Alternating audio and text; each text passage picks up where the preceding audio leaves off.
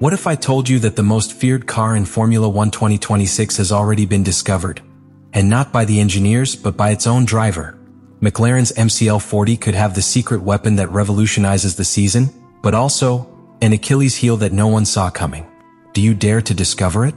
Subscribe to continue uploading more of this type of content now. If we continue. Oscar Piastri did not get on the MCL40 to revolutionize the team from within. His role was clear: validate the systems, provide feedback, and adapt to a machine that, in theory, should be ready for the great challenge of 2026. But what happened in those first kilometers of testing in Silverstone was anything but routine. In a sport where track time is money, a driver voluntarily interrupting a session with a technical report is already a sign that something is wrong. What alerted Piastri was not an obvious mechanical failure, nor a visible loss of power, but a sensation. An anomaly in the car's behavior so subtle that only a driver with extreme sensitivity could have detected. It was not noise, nor vibration, nor balance. It was a delay, imperceptible to the eye, but not to the right foot of a professional pilot. At the corner exit, where the car should push linearly, something was wrong. The energy deployment was not constant. It oscillated. That electrical bump, as some engineers later jokingly called it, unleashed a storm within the team. The hybrid system was not delivering power cleanly. But even more serious, no one had noticed it before. Neither the simulations, nor the test bench, nor the pre-test telemetries. It was Piastri, through his own body, who became the MCL40's most accurate sensor. The McLaren technical team, led by Andrea Stella, went into crisis containment mode. It was necessary to understand if it was a simple calibration problem or if they were facing a structural incompatibility between the new energy recovery systems, MGUK, and the Mercedes PU26 power unit. And all this was happening in a particularly delicate context. McLaren had opted to be the first team to take its 2026 car to a real track, with a completely new hybrid architecture and a more aggressive energy logic. That deployment, poorly synchronized, could compromise everything. And the problem didn't end there. The irregularity in energy delivery affected traction, but had an even more alarming consequence. It altered the dynamic balance of the car in critical phases. Specifically, it destabilized the active aerodynamics of the front axle. This new system, which replaces the traditional DRS, acts in real time, changing the angles of the wings to adapt to the speed, type of curve, and track conditions. In other words, it is a living system that must respond with surgical precision. But if power delivery is not predictable, then the aerodynamic calculations become contaminated. And an F1 car that cannot predict its behavior, even by thousandths, is an unsafe car. From that moment on, what should have been a validation session became a technical case study behind closed doors. Piastri was called to McLaren's simulation center, where he spent hours replicating the anomaly. Engineers rewrote some of the energy management software in a matter of days. The pressure was maximum. They had to resolve an invisible glitch before their rivals discovered their advantage. Because here is the paradox. That problem only appeared when the car was operating in extremely high efficiency ranges. That is to say, McLaren had built a beast, but he still didn't know how to tame it. This episode didn't just reveal a flaw. It revealed something much more important. Piastri was not simply a second pilot. It was the team's critical quality control point. His ability to detect problems, communicate accurately, and remain calm in the face of a complex situation transformed what could have been a silent crisis into an opportunity for correction before the first Grand Prix. And in Woking, they quickly understood. They had built something too powerful to leave to chance. They needed the right pilot to accompany that revolution. And Oscar Piastri had just shown that he could be much more than a promise. The year 2026 not only marks the beginning of a new era in Formula 1. It represents a total break with the foundations on which the category was built during the last decade. Reduction in size, increase in electrical power, elimination of DRS, incorporation of active aerodynamics. Everything changed. And for a team like McLaren, which had just won the Constructors' title in 2024 and remained in the elite in 2025, this was not simply an opportunity. It was a demand.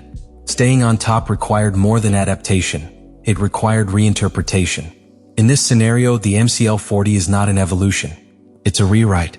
The car has been designed from the ground up to not only comply with the new rules, but to aggressively exploit them. Every inch of the chassis, every air channel, every line of software that regulates the hybrid system has been optimized with one vision: to maximize the advantage when others are still learning to survive.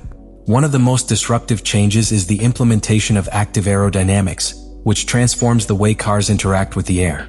The classic DRS has been removed from the regulations, and in its place come the intelligent aerodynamic modes, Z mode for curves and X mode for straights. In theory, all teams have access to the same thing.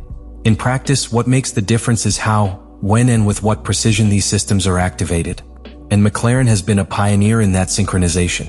What's impressive about the MCL40 is that it doesn't just use these technologies, it dominates them.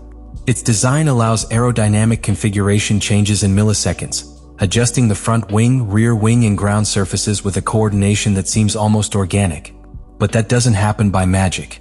It happens because the car has been built around a new brain, an adaptive intelligence system that interprets the car's behavior in real time and adjusts the balance, power, and aerodynamics parameters without intervention from the driver.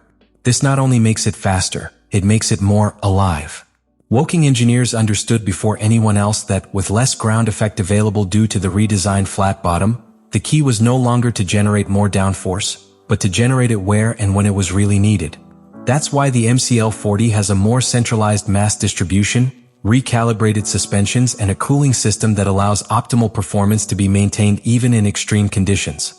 While other teams continue to deal with overheating, erratic electrical delivery peaks, or unstable aerodynamic settings, McLaren already operates with full race logic. They are thinking about long runs, about degradation, about how to squeeze out every lap. They have made complexity their competitive advantage. And it's not just the car, it's the culture. McLaren has designed the MCL40 as if it were an F1 laboratory on wheels. Every sensor installed, every algorithm adjusted, every redesigned part answers the same question: how can we do more with less? In Formula One, data matters, simulations matter, and engineering makes the difference. But when the stopwatch starts on Sunday, all of this has to go through an irreplaceable filter: the human factor. And McLaren knows this better than anyone. The MCL40 may be a technical masterpiece, but if it is a real threat to the championship today, it is because it has the right drivers, team, and leadership to unleash its true potential. Oscar Piastri, in particular, has stopped being a promise and has become one of the team's most valuable assets. His technical sensitivity, demonstrated since the pre-season by identifying problems invisible to computers, has positioned him as a key driver to fine-tune the most delicate details of the car. But beyond the ability to analyze, what is making the difference is their emotional ability to operate under pressure. During simulations and in the first races, Piastri has demonstrated an almost unnatural combination of cold blood, contained aggression, and clinical precision to execute strategies without deviating from the plan. In an environment where the slightest slip can cost a race or a championship, his behavior has earned the trust of the pit wall, engineers, and rivals themselves, who already recognize his consistency as a silent threat. On the other side of the garage, Lando Norris continues in an established leadership role. His victory in Australia was not only a demonstration of talent, but also a confirmation that the team trusts his judgment to make key decisions on the track. His experience with the technical evolution from the MCL38 to the MCL40 has allowed him to become a kind of bridge between the conceptual design of the car and its practical application. His voice is not only heard, it follows. The atmosphere within the team also reflects this maturity. Andrea Stella has turned the technical team into a modular structure, where information flows quickly and without rigid hierarchies that slow down decision-making. This not only makes McLaren more efficient, it makes it more dangerous in chaotic environments like a rainy race, an unexpected red flag, or an off-script tire strategy, because they can react in seconds while other teams are still deliberating. But the path to the title is still far from assured. The MCL40 is a complex machine, an interconnected system where any imbalance can be amplified into problems that are difficult to control. Its active aerodynamics, although revolutionary, are still in the fine-tuning phase. The hybrid system, although powerful, could present difficulties on high altitude or extreme heat circuits. And even more so, rivals are beginning to read his strengths. The technical advantage will not last forever. Additionally, there is the invisible challenge: internal pressure management. If McLaren continues to lead the championship, the media will focus on them, rival teams will study them closely, and any error, no matter how small, will be amplified. Maintaining focus, strategic silence, and operational discipline will be as important as continuing to improve the car. For now, McLaren has managed to balance technology and humanity in a way that few teams have managed. They have built a machine that intimidates, but above all, They have created an environment where errors are not punished with shouts, but with analysis, where the pilots are an active part of the development and not mere executors of orders, where the fear of failing has been replaced by the commitment to learn faster than others. Subscribe to continue uploading more of that content. Now you really think about all this.